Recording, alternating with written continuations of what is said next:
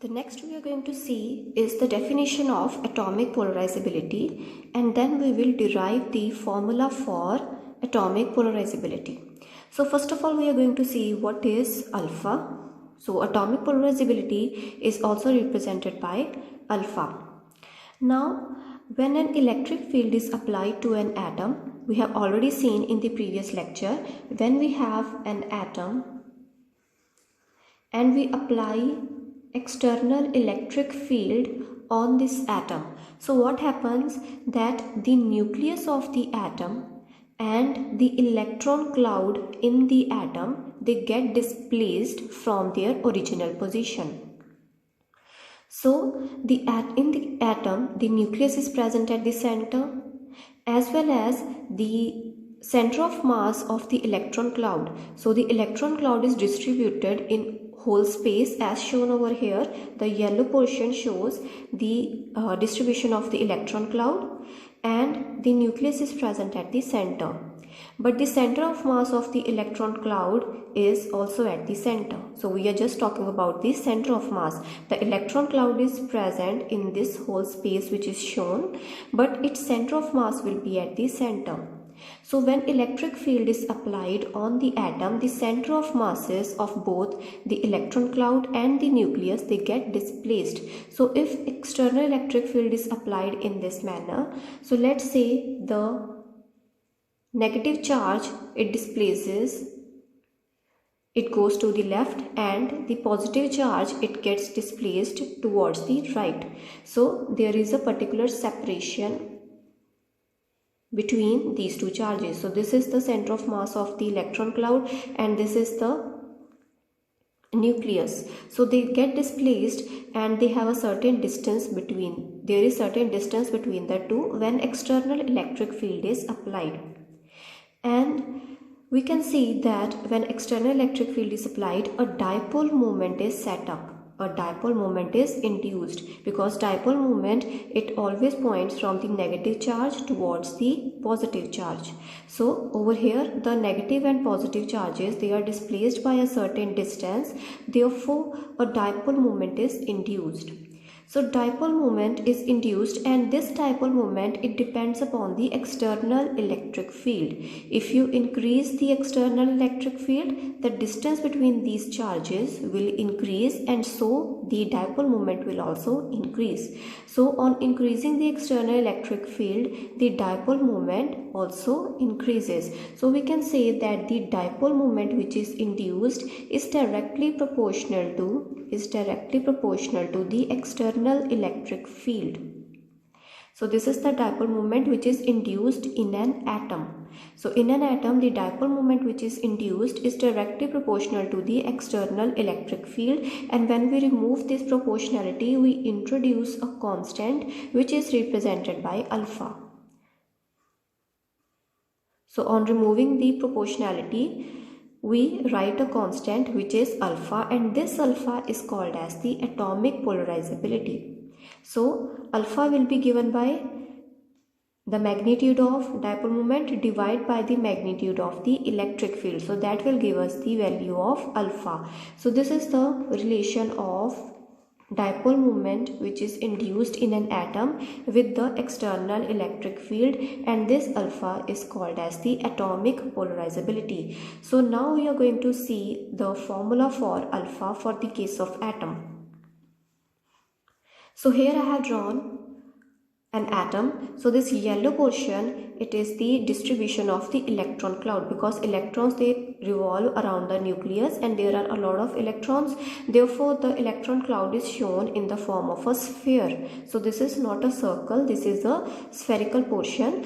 So this yellow portion, it represents the distribution of the electron cloud in space and in the form of a sphere, and the center of this sphere, at the center there will be nucleus. So the nucleus, let's say the charge on the nucleus is given by plus q. The charge on the nucleus is given by plus q, and the net charge on the electron cloud, so the total charge on the electron cloud will be minus q. So the charge on the nucleus is plus q, and the total charge on the electron cloud will be, obviously it will be equal to minus q. Now what happens when we apply the electric field? So when we are going to apply the electric field on this atom, so the electron cloud, this whole electron cloud, it will displace towards the left, because electric field is applied with the help of a parallel plate capacitor. And for the case of parallel plate capacitor, the left plate, the plate on the left hand side will be positive, because electric field is pointing from the left hand side towards the right hand side, which we have shown over here. So which means that the left plate of the parallel plate capacitor is positively charged, and the right hand side plate of the parallel plate capacitor is negatively charged. So these plates, this parallel plate capacitor, it will give the electric field which will point from the left hand side towards the right hand side, and this atom is placed in between these two parallel plates. So external field is applied to this atom. So what happens, that the positive charge, it will get displaced towards the right hand side, and this negative charge, this whole electron cloud, it will get displaced towards the left hand side. So let's say the new position of the positive charge is over here. So as we had shown over here, the negative and positive charges, they get separated by a certain distance. So this center is the center of mass of the electron cloud, and this center was also the position of the nucleus. But now when we have applied the electric field, this whole electron cloud, it moves towards the left hand side, and this positive charge, it has moved towards the right hand side. So you can see that now this center, this will be the center of mass of the electron cloud, but over here there will be no positive charge. Now the positive charge has displaced to its new position, and this new position is this new position is decided by the external electric field. More the external electric field, more will be the distance between the positive.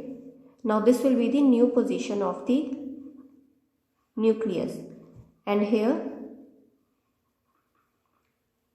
this point will be the center of mass of the electron cloud, and there will be no positive charge. Now positive charge has displaced to its new position over here. So then we can see that both electron cloud and the positive charge, they are displaced by a certain distance, and let's say that distance is small d.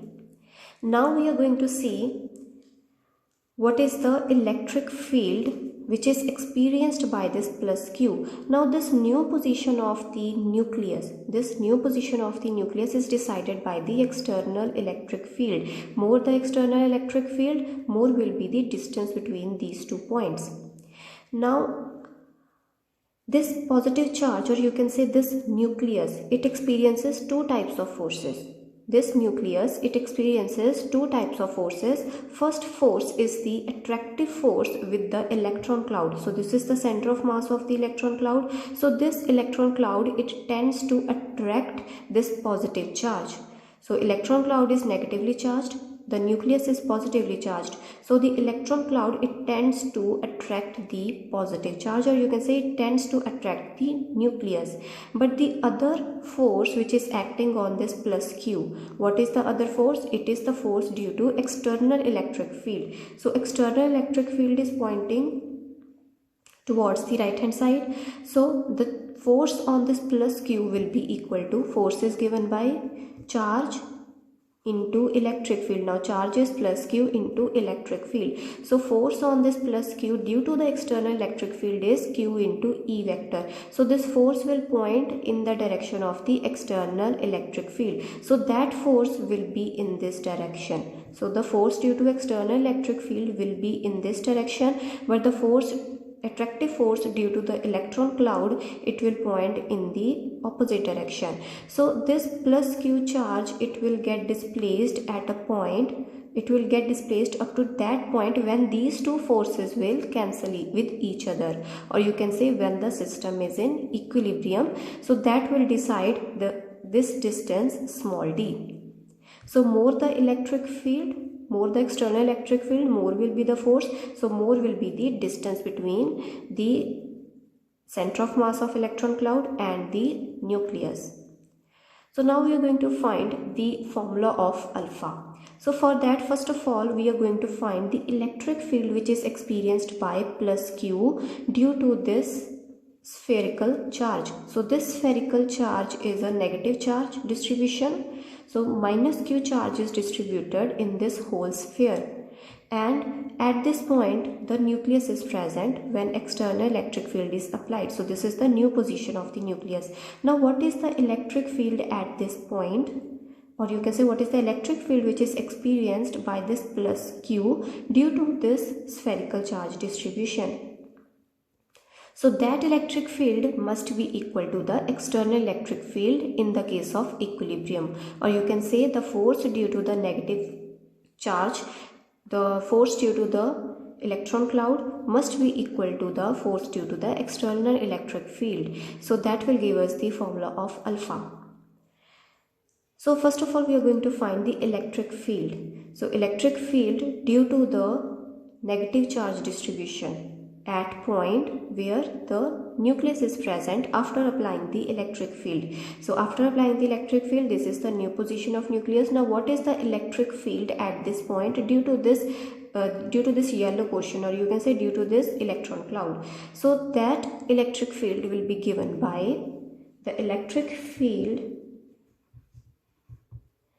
or we are just writing its magnitude, the electric field due to the electron cloud at point over here. So let's say this point is capital P. So at point P, what will be the electric field due to the electron cloud? So that will be given by the formula that we did in the article of finding the electric field due to a spherical charge distribution. So in the article of electric field due to spherical charge distribution, we found out the expression of electric field outside the sphere, then we found out the electric field on the sphere, and then we found out the electric field inside the sphere. But over here what we want to find is, we want to find the electric field inside the sphere. And where do we want to find? We want to find at point P. So because we want to find what is the force which is experienced by this nucleus at point P. So for that we must find the electric field. So that electric field is given by 1 by 4 pi epsilon naught. So you can look into the article of electric field due to a spherical charge distribution. So that electric field at point P, which is at a distance of d from the center of the sphere, so this electric field is given by 1 by 4 pi epsilon naught into Q into d. Q, it is the magnitude of the charge on the sphere. So the total charge on the sphere is minus Q, but just we are writing the magnitudes. So Q into D divided by A cube. Now what is A? A is the total radius of this sphere. So in that article we might have written this small d as small r and this small a was written as capital R. So in that case we wrote the electric field as 1 by 4 pi epsilon naught into Q into small r divided by capital R cube. So that formula we wrote in terms of another variables, but over here we are writing it in terms of small d and small a. So small a is the radius of the atom over here. So the formula of the electric field at point P, the new position where the nucleus is present now. So at point P, what is the electric field due to the electron cloud? So that will be given by this formula. Now at point P, as we have already discussed, that at point P, the force due to electron cloud is exactly equal to the force due to the external electric field. So force due to the electron cloud will be given by Q into,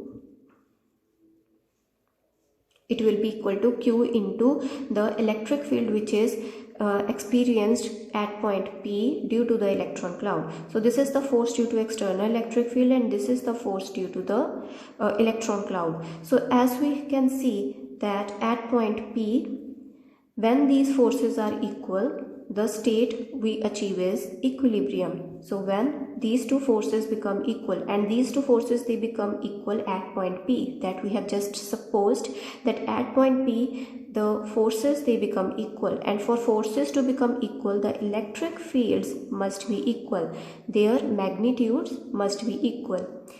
So the magnitude of the external electric field is E, magnitude of the magnitude of electric field due to the electron cloud is given by this at point P. At point P, the external electric field is E. So at point P, that is the point where we achieve equilibrium, at that point these two variables, they will be equal. So E will be equal to 1 by 4 pi epsilon naught Q into D divided by A cube. So we are just finding it at equilibrium.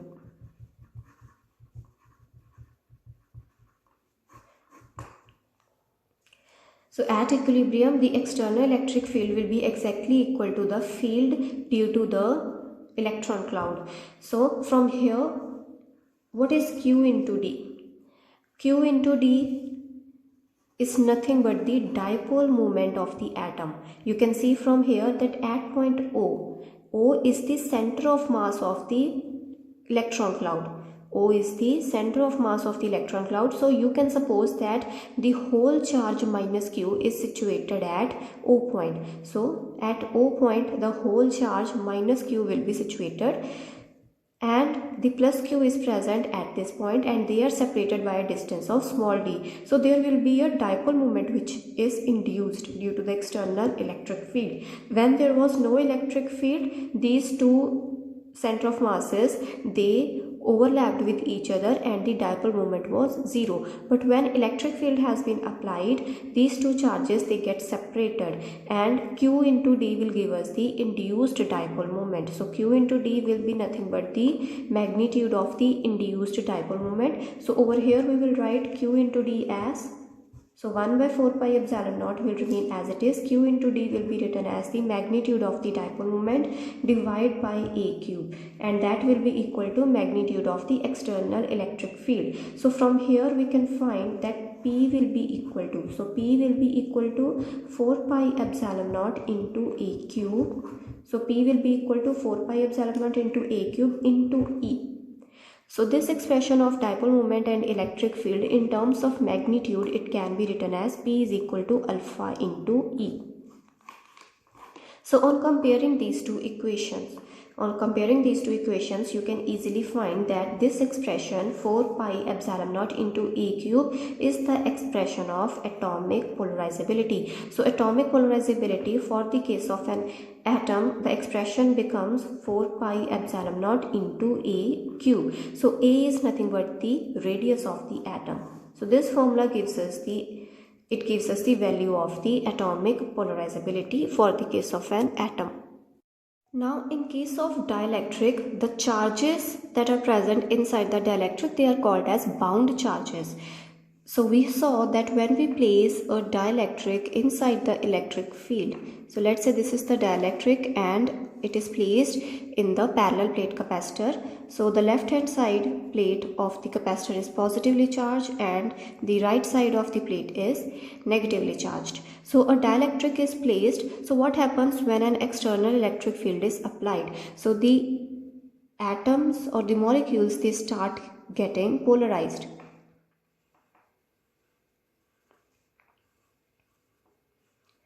So when the dielectric is placed inside the external electric field, so the charge on the left hand side of this atom or molecule, it will be negative and this will be positive. Similarly, this will be negative, this will be positive, and similarly the dipole moment is induced in the dielectric, or you can say the dielectric gets polarized.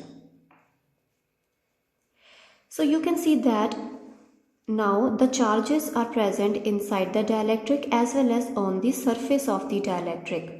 So on this surface of the dielectric there will be negative charge, and on this surface of the dielectric there will be positive charge. So when the dielectric gets polarized, the charges are present on the surface as well as inside the volume of the dielectric. First of all, these charges which are present inside the dielectric, these are called as bound charges, and they are called as bound charges because they cannot be removed from the dielectric. So these are bound to each other and they cannot be removed from the dielectric. So these charges are called as bound charges. And on the contrary, we have free charges.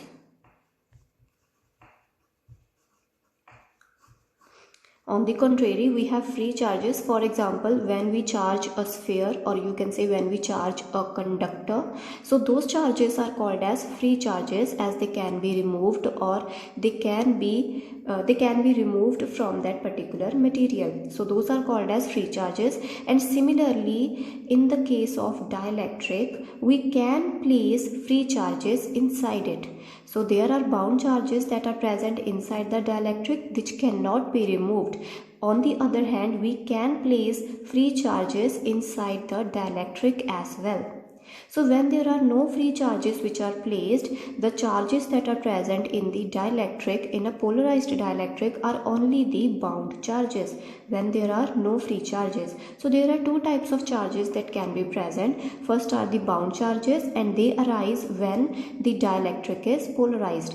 And there are free charges which are placed manually by us.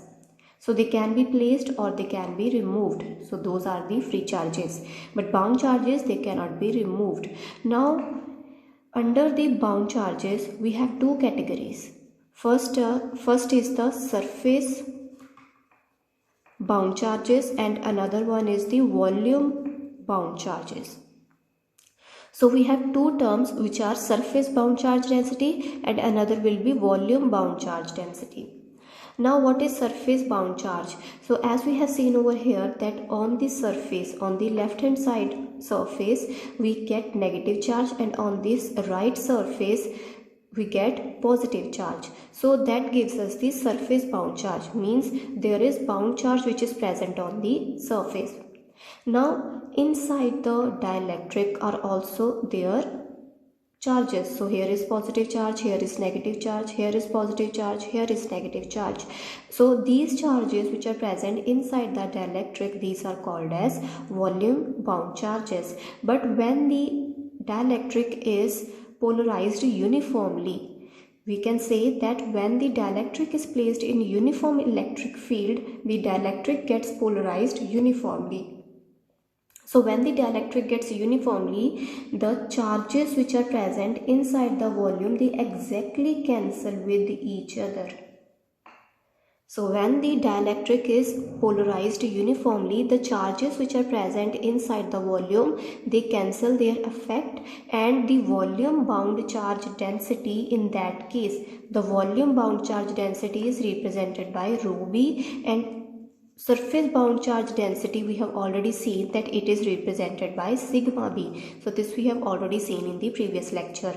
Now the volume bound charge density, which is represented by rho b, in the case of uniformly polarized dielectric, will be equal to 0. When the polarization is uniform, in that case the volume bound charge density will be equal to 0. Now what happens when the polarization is non-uniform? When the polarization is non-uniform,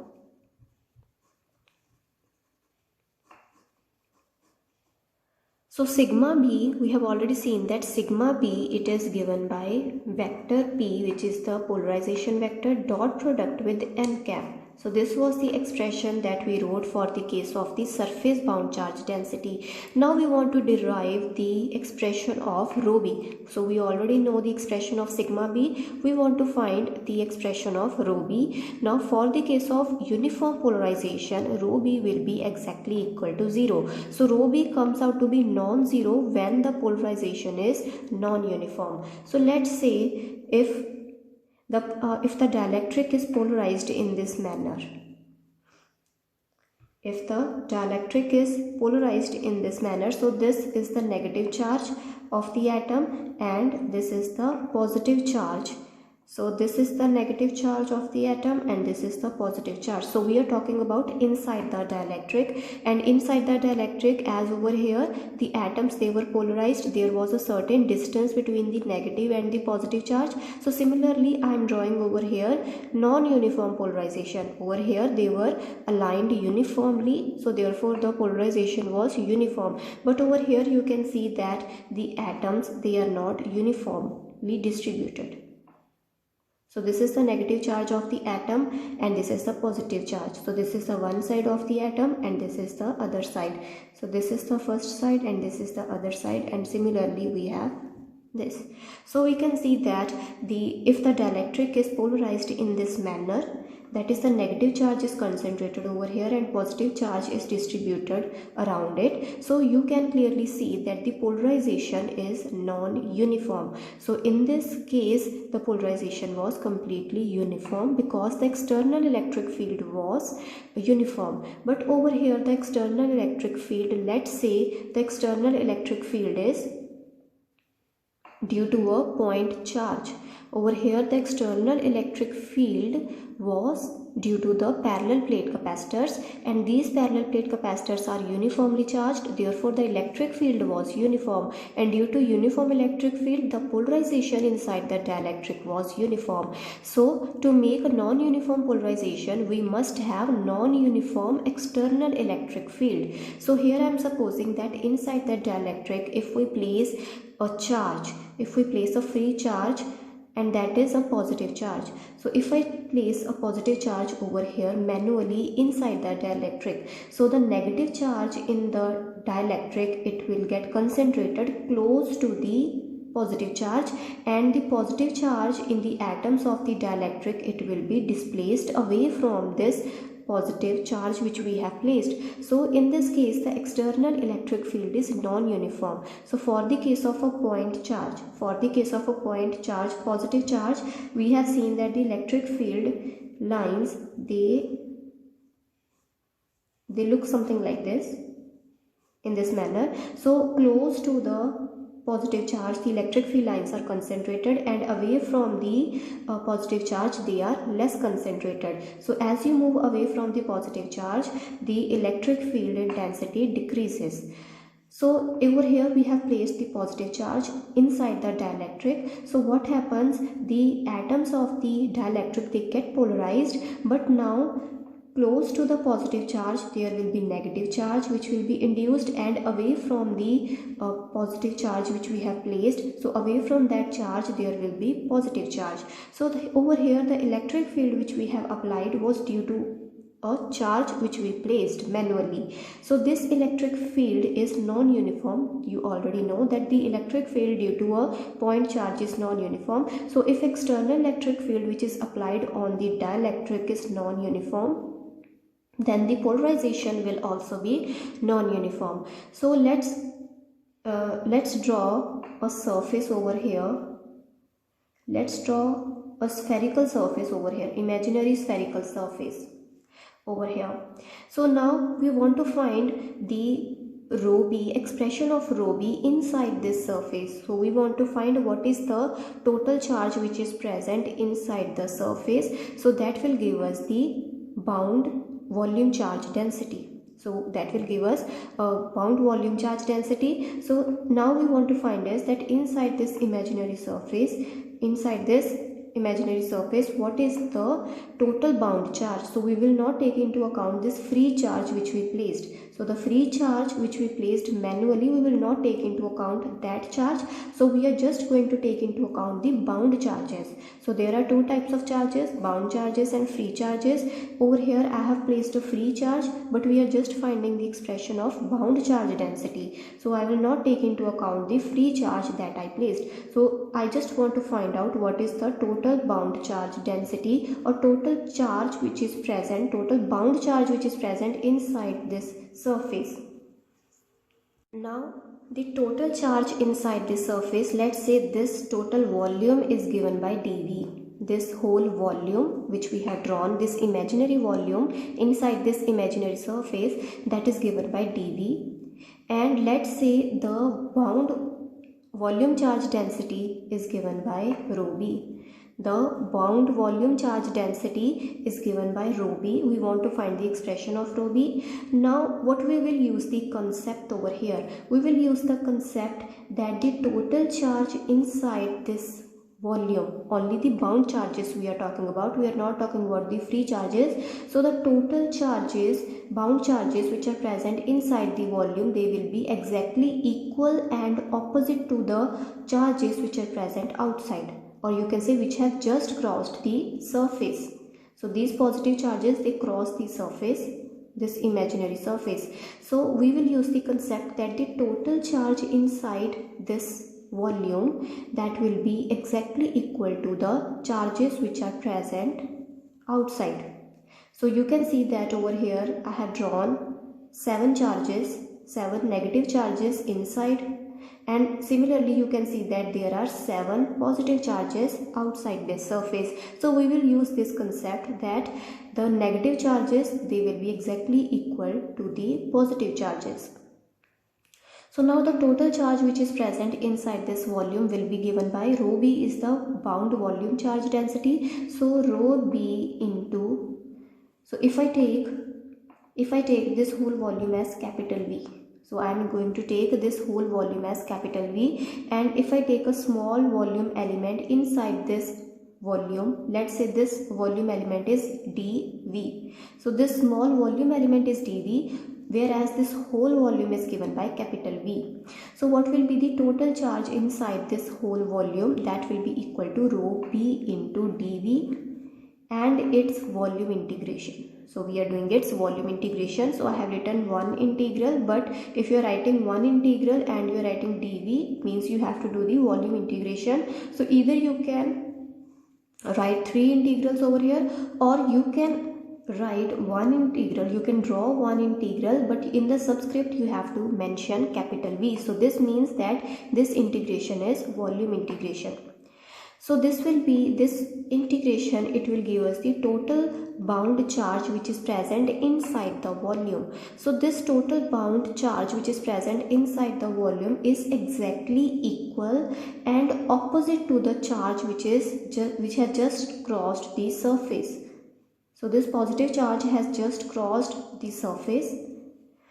So this total bound charge which is present inside the surface is exactly equal and opposite. So it is exactly equal and opposite. So it is opposite because inside the volume there is negative charge, and we have just calculated the total charge inside the volume. So this is exactly equal and opposite because outside the surface there is positive charge, inside the volume there is negative charge, outside the surface there is positive charge. So this total charge is exactly equal and opposite to the charge that just crossed the surface. What is this charge that crossed the surface? So the charge that will cross the surface will be given by the surface bound charge density.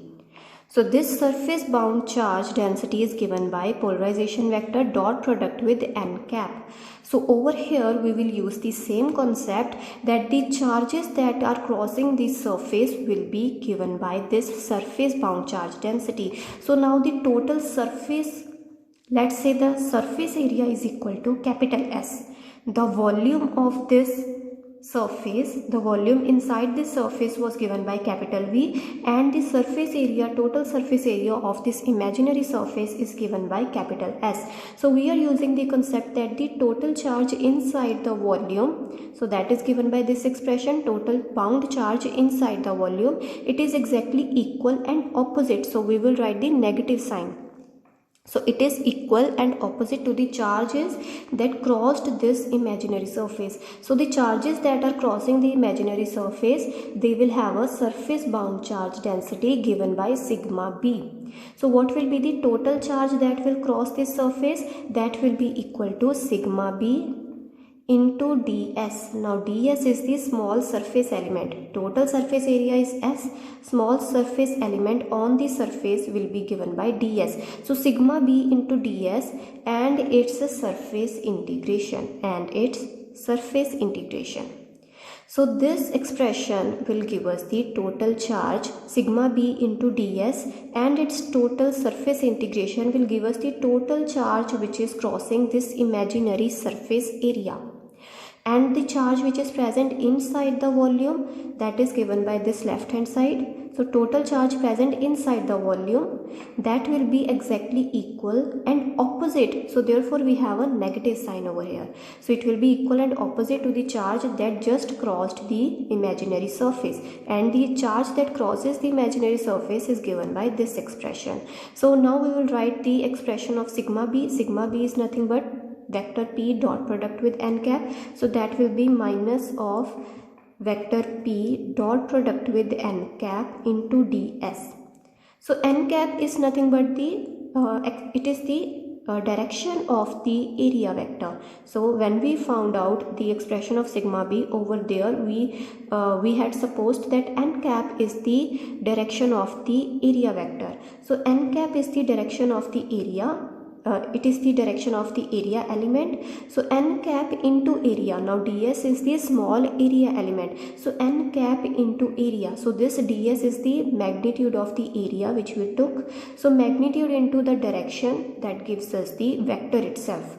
So this will give us the negative sign as it is, integral as it is, vector p dot product with, we get ds vector. Now ds vector is the area vector.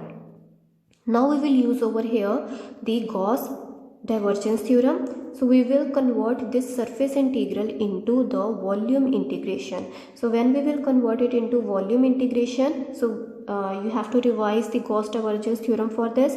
So if we have such integral, this negative sign it will remain as it is. So this integral, inside the integral, if we are converting the surface integral into volume integral, so we will get divergence of vector p into dv. So we have just converted the surface integral into the volume integral. So we have used the Gauss divergence theorem over here. So now this was the charge which is present inside the imaginary volume, and it came out to be equal to this expression. So over here we have the volume integration, over here also we have the volume integration. So on comparing these two terms, you will get that the volume bound charge density rho b, it will come out to be equal to negative of the divergence of p vector. So from here you will get the volume bound charge density, it is equal to negative of the divergence of the polarization vector. So this is the expression of the volume bound charge density, and the expression of surface bound charge density is vector p dot product with n cap, and rho b, which is the volume bound charge density, it is equal to negative of the divergence of polarization. Now when the polarization is uniform, when the polarization was uniform, so in that case divergence of a uniform vector is always equal to 0. So when you will take a uniform polarization and then you will do its divergence, it will always come out to be equal to 0. Therefore we had said over here that the volume bound charge density, when there is uniform polarization, it is equal to 0.